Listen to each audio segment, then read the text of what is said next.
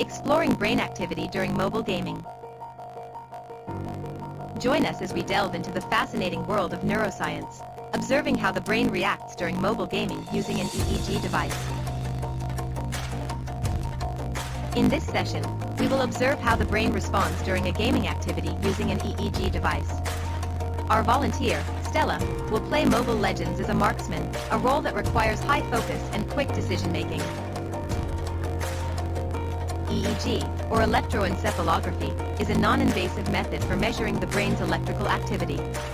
It helps analyze different brain waves associated with various... First, we begin by cleaning the participant's skin, using a wet tissue to ensure the area is free of oil or dirt for better signal quality. Next, we apply a small amount of conductive cream to the electrode sites to improve conductivity between skin and the sensors. We then place 3 electrodes, 1 under the ear as the reference, and 2 on the forehead at FP1 and FP2. After placing the electrodes, we connect them to the EEG system.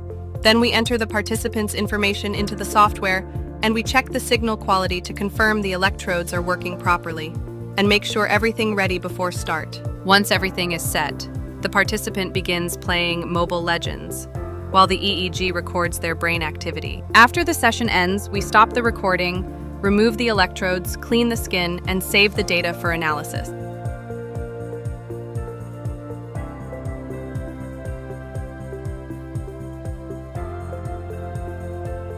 In this analysis, we observe how brainwave activity changes across 4 periods. Begins with moderate alpha and H-beta wave levels in period 1, showing balanced cognitive activity. As we move into periods 2 and 3, the brainwaves spike dramatically, especially in period 2 with alpha and H-beta surging to 364. This suggests a burst of cognitive load and heightened emotional or mental engagement. By period 3, the waves remain high, indicating ongoing stimulation.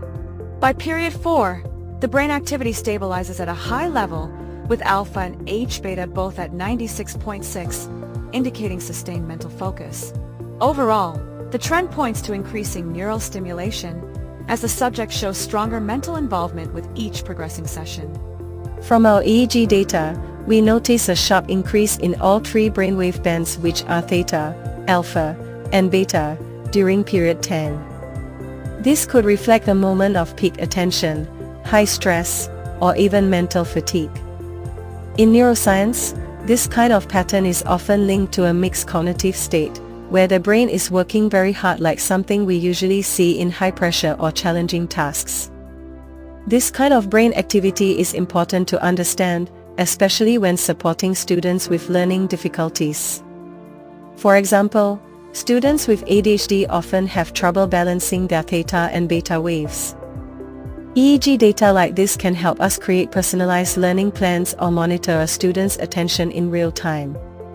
In inclusive classrooms, EEG tools can also alert teachers when a student is overloaded, so they can adjust their teaching approach before the student loses focus.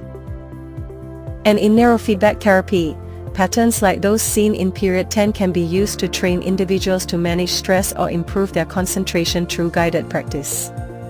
Overall, EEG technology gives us a better understanding of how students think and feel in the moment, which helps us support their learning in a more effective and inclusive way. In conclusion, the EEG data from this experiment showed noticeable activity in alpha and beta brainwaves while Stella played Mobile Legends.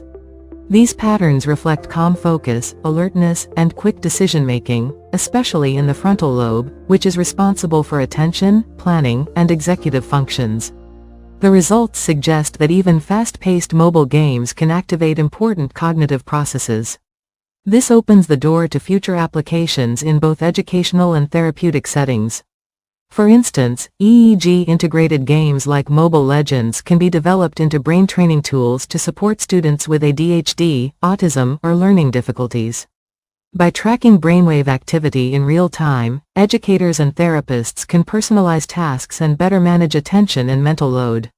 Overall, this method shows how neuroscience and gaming can work together, offering an engaging, measurable way to improve focus and brain performance in classrooms and clinics.